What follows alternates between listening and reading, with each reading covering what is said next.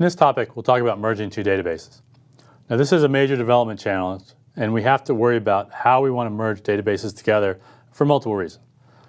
Now, we may find that there are separate applications that are being rewritten to be one application that encompasses the functions of both, and we want to combine our data together.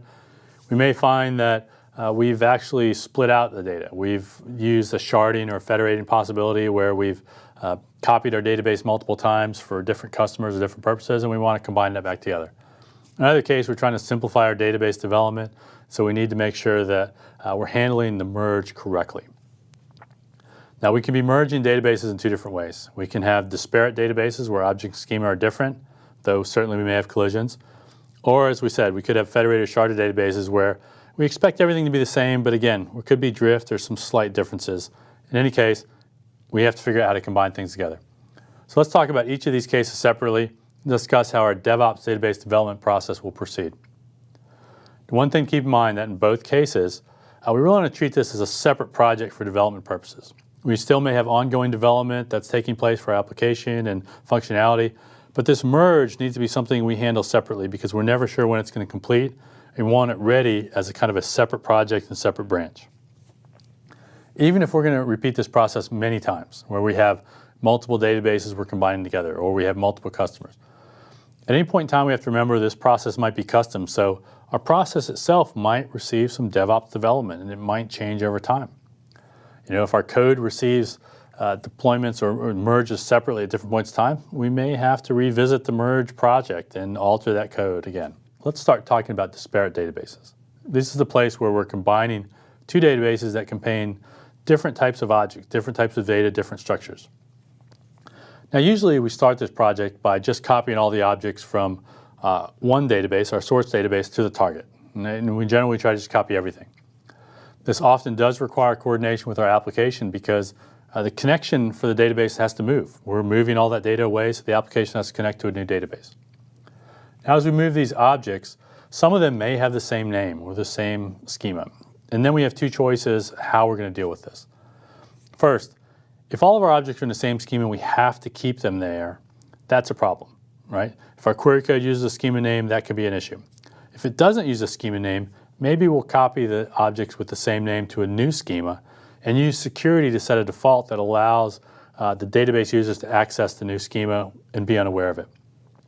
It's not always simple, it's not always easy, but that is one option we have. But what's more likely is we're not going to be able to change schemas, and we're not going to be able to move those objects over because they have something with the same name.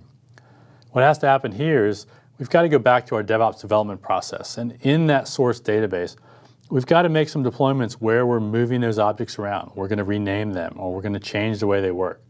And over multiple cycles, both our application and our database has to change to rename those objects so that they can be moved at some point in time and resolve our conflicts. Once we've gone through that process and we've merged our code from our merge project as well as to our normal development, we've deployed all those changes through, then a simple copy should be able to merge those databases together. And again, if we're doing multiple databases, we may have to revisit that kind of merge branch again to get the code ready to do the next database. The other very common scenario is where we have federated databases or sharded databases. This is becoming increasingly common in a cloud-based world where we're actually storing multiple copies of the database for each customer or for each section of our business. Essentially, in this case, we should have the same schema, the same objects, the same structure of our database code, just copied over multiple times for each customer. There may be some drifts, we have to be careful. In this case, as we make these changes, we have to coordinate with our application to ensure that, again, the connections for the particular customer or for the particular database point to the new location.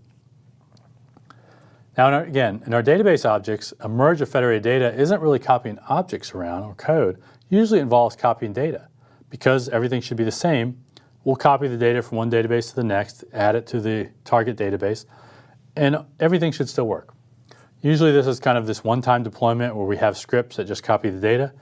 So we want to make sure we test it because going backwards can be very, very difficult. I might end up having to restore a much larger database. Now, if you're splitting the databases up, that's the opposite process. Certainly you have to have testing to take place. This is the exact same kind of testing because we don't want to copy the wrong data into the database. We don't want to overwrite any data. We have to be very careful here. There's always a chance that we have some differences where we have custom objects in one database. When we combine it, we have a conflict or we forget about something. Just like with the disparate database merge, what we have to do is mitigate those naming conflicts before we copy objects over and make sure we don't have a problem. So we may have to perform additional development. But in the case of extra objects, we have to be sure that we actually find those objects and copy them. So part of our process should be a checklist that ensures we're actually copying every object we need to when we merge databases together. Again, these are complex scenarios and this is a difficult process. I urge you to go slowly as you go through this process and build your own DevOps deployment and make sure that you haven't forgotten anything. And most importantly, don't lose any data.